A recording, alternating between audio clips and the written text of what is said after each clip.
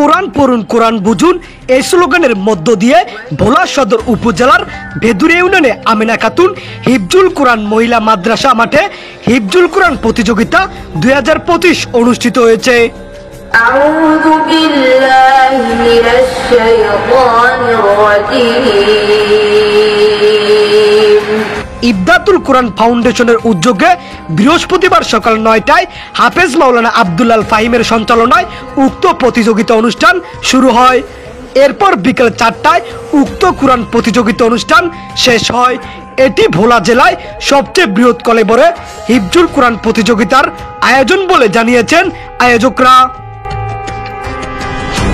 অনুষ্ঠানে প্রধান অতিথি হিসেবে উপস্থিত ছিলেন অত্র প্রতিষ্ঠানের পরিচালক হাফেজ মোহাম্মদ সাইদুল ইসলাম। ভোলা জেলার 7টি উপজেলার অডিশন থেকে বাছাইকৃত 10 জন হাফেজ গ্র্যান্ড ফাইনালে উত্তীর্ণ হন। অনুষ্ঠানে আগত শত শত দর্শক শ্রোতা আল কোরআনের মোহময় সুরের মূর্ছনায় মুগ্ধ হয়।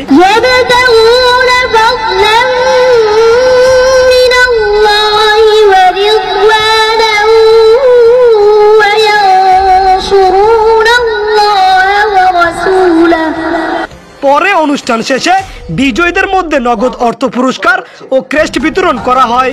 উল্লেখ্য, আমিনা খাতুন হিফজুল কোরআন মহিলা মাদ্রাসার আয়োজনে হিফজুল কোরআন প্রতিযোগিতা অব্যাহত থাকবে বলে এমনটাই জানিয়েছেন মাদ্রাসা পরিচালক কমিটি। পেয়ার ইসলাম নুরুদ্দিন, ভোলা নিউজ।